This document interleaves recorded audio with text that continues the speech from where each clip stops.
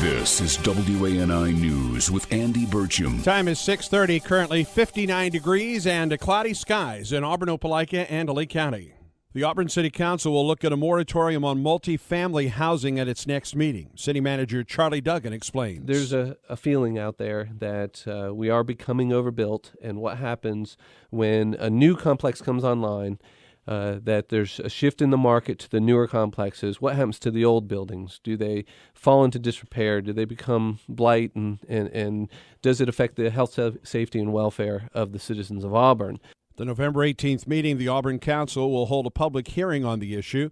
The council will then consider an ordinance for the moratorium on apartment complexes and its length. Staff will be working with, if we need consultants or not, but we'll be working on gathering information for the council and the planning commission to make recommendations for future policy changes. So the first thing we'll do is we'll investigate the extent of a problem and what the effects could be. And then we will study what kind of changes we might be able to make so that the city doesn't have the problems that we all fear. Auburn City Manager Charlie Duggan, a guest on Auburn Opelika this morning, yesterday. Mike Hubbard survived a primary in June and the general election Tuesday night. He won a fifth term in office as Alabama State Representative for District 79. Now he's eyeing a second term as Alabama's Speaker of the House.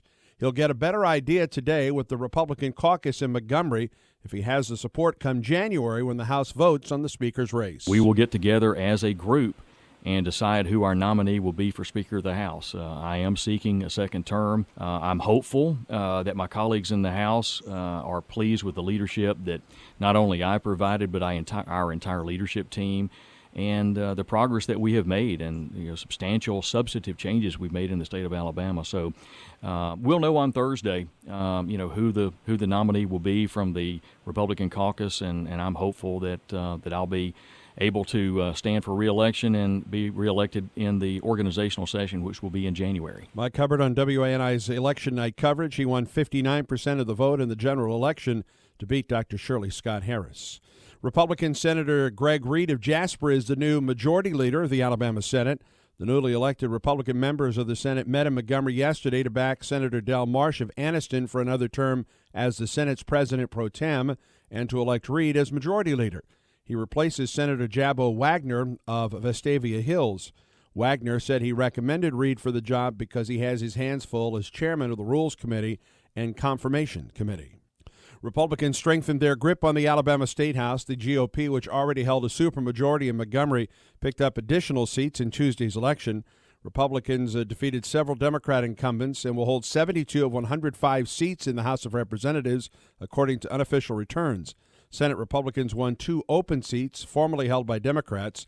A veteran Democrat is facing possible defeat in the single Senate seat that remained undecided yesterday morning. 7-term State Senator Roger Bedford of Russellville trailed by 60 votes to Republican Larry Stutz. The race will likely trigger an automatic recount. The turnout for the Alabama general election Tuesday was the lowest since Alabama became a two-party state. Nearly complete election results indicate that about 41% of Alabama's nearly 2.9 million active registered voters participated. The turnout for gubernatorial elections in Alabama had ranged between 51% and 58% since 1986, when Alabama elected its first Republican governor since Reconstruction. Secretary of State Jim Bennett, the state's chief election official, had predicted lower than normal turnout of 48% to 50% because of the lack of hot races at the top of the ticket, but participation fell below what he expected. Bentley pulled 63.6% of the vote in the governor's race, which was the largest winning percentage for any modern-day Republican governor in Alabama. Tuscaloosa police have arrested former Alabama and NFL fullback LaRon McClain on a synthetic marijuana trafficking charge. Police spokesman Sergeant Brent Blankley said 29-year-old McClain was arrested yesterday after narcotics agents discovered 122 grams of synthetic marijuana or spice. Agents told McClain they'd used a warrant when test results on the substance came back later in the day. The release said authorities told McClain not to leave Tuscaloosa. Police officers serving the warrant at the home of McClain's mother said they were initially told that McClain had left the state. Blankley said that McClain was being held on $500,000 bond. WANI News Time 6:35. Your weather today calls for a 40% chance of showers Primarily this afternoon, look for clearing skies throughout this day, a high of 69. Tonight, clear skies, an overnight low of 40. Sunny tomorrow, a high of 61. And for high school football tomorrow night in the first round of the playoffs, clear skies and an overnight low of 39. Currently, 61 degrees and cloudy skies. For WANI News, I'm